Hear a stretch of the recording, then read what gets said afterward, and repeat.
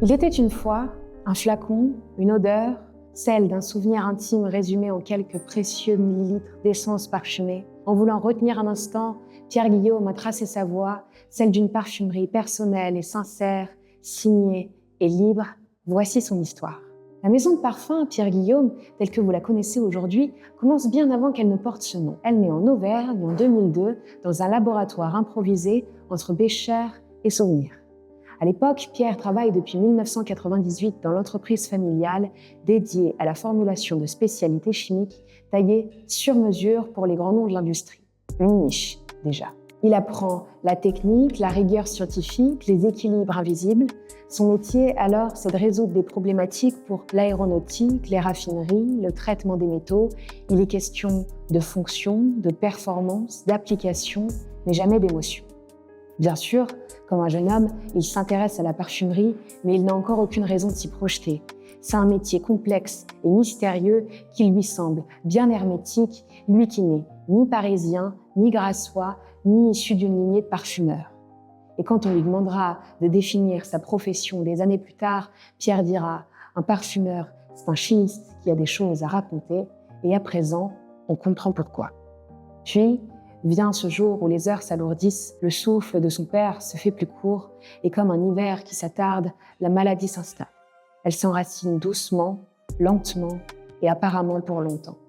Alors, Pierre cherche à retenir un souvenir avant qu'il ne s'efface, il ose formuler et il tente de recréer l'empreinte olfactive de la cave à cigares de son père, posée quelque part dans sa mémoire, un mélange de tabac, de bois et d'épices. Pour la faire renaître, il choisit une base nommée Epicène Gamma et y ajoute 10 matières premières dosées avec la rigueur du chimiste et l'émotion du fils. Il donne alors naissance à une odeur, car pour lui, c'est juste une odeur, et cette odeur, c'est causer. À l'époque, il l'emporte partout avec lui, dans ses poches, dans ses gestes, dans ses pas. C'est une manière d'avoir toujours son père à ses côtés. Et c'est justement parce qu'il l'a sur lui ce jour-là que tout commence. Lors d'un événement, une femme s'approche, elle sent cette fragrance singulière, ce tabac chauffé de cacao, d'épices et de chanvre, et intriguée, elle lui demande ce qu'il fait dans la vie. Pierre hésite, puis presque pour voir, et peut-être aussi parce que ça sonne bien, il répond « Je suis parfumeur ». Mais ce qu'il ignore, c'est que cette femme fait partie de ces passionnés qui échangent leurs émotions olfactives en ligne, et quelques jours plus tard, elle publiera sur un forum un article sur cette fragrance intrigante et osée.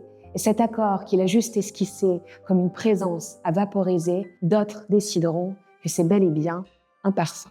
Internet, alors tout jeune, fait son œuvre et l'article circule. Il arrive sous les yeux de Chandler Burr, à l'époque journaliste au New York Times, et intrigué, il contacte Pierre.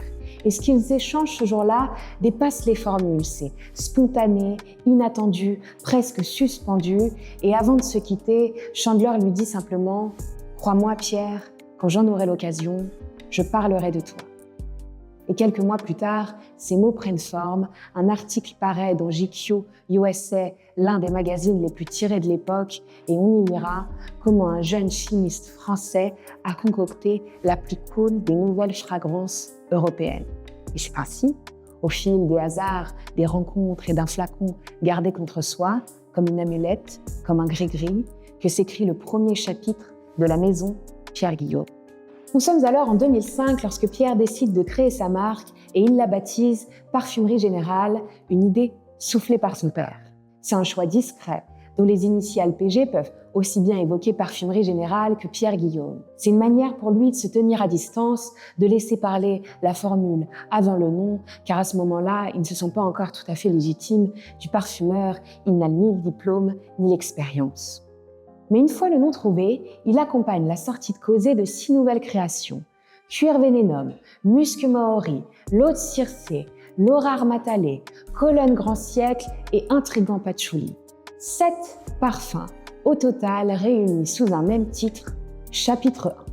Propulsés par la blogosphère parfumée, les parfums de Pierre voyagent rapidement aux 4 coins du monde, distribués chez des revendeurs indépendants pressés de présenter les créations élégamment atypiques de Parfumerie Générale. Mais Pierre compose des fragrances que d'autres vendent, et ça, il a du mal à s'en contenter. parce qu'il ne voit pas ce qui les porte. Il n'a pas vraiment de retour, pas de visage, il ne tisse pas de lien avec ceux qui font vivre ses créations. Et puis, en Espagne, pendant l'été 2010, tout s'éclaire. Alors qu'il attend une table dans un restaurant en vue, il reconnaît pour la première fois l'un de ses parfums portés dans la rue.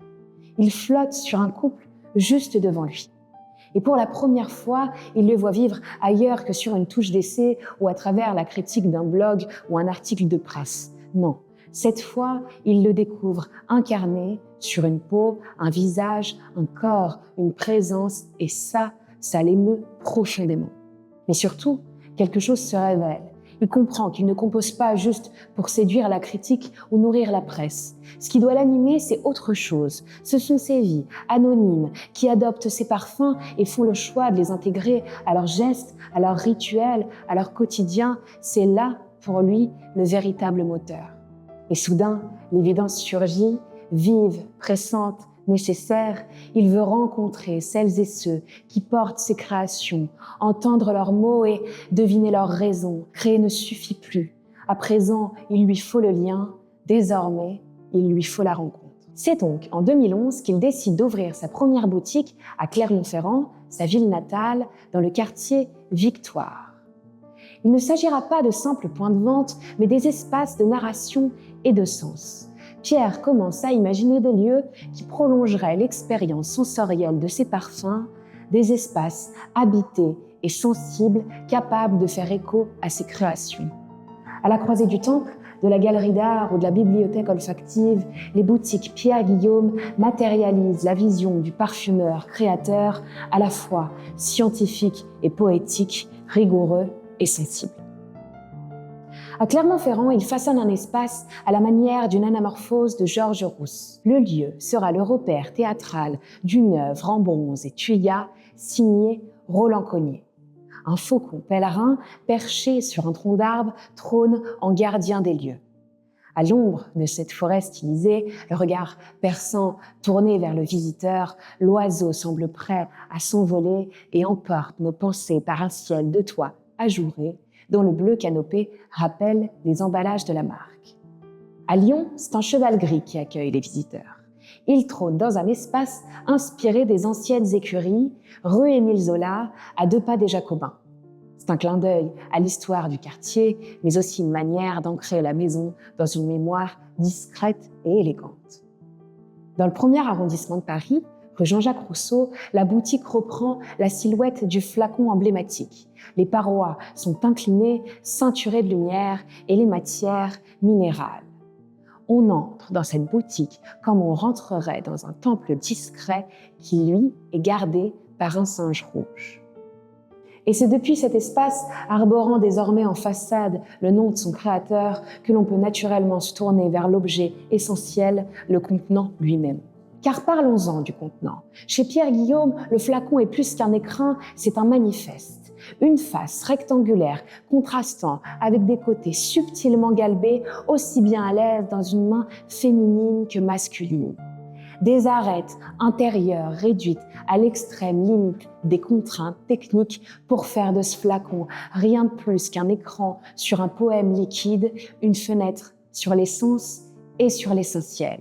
Il est dessiné extempore, hors du temps et des modes pour se projeter dans le temps long. Une forme de classicisme et de sobriété, choisie comme une direction raisonnable, le choix de la justesse et de la précision. La fonction sera alors la seule muse du design, contenir et montrer le primordial, le parfum.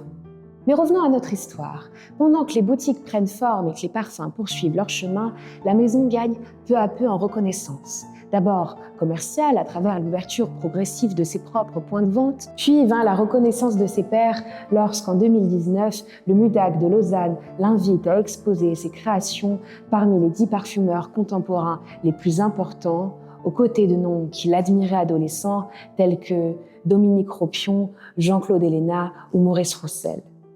En 2023, un nouveau cap est franchi. La manufacture de Clermont-Ferrand est entièrement repensée. Laboratoire, studio de création, ligne de conditionnement, logistique, boutique, tout est désormais réuni en un même lieu hybride. Ainsi, De l'idée du parfum jusqu'à sa première ligne de formulation, en passant par sa production jusqu'à sa vente en boutique, tous les métiers de la parfumerie collaborent en un même lieu au service d'une marque. Et tout cela, je crois, correspond précisément à la définition parfaite de ce que l'on nomme une maison de parfum.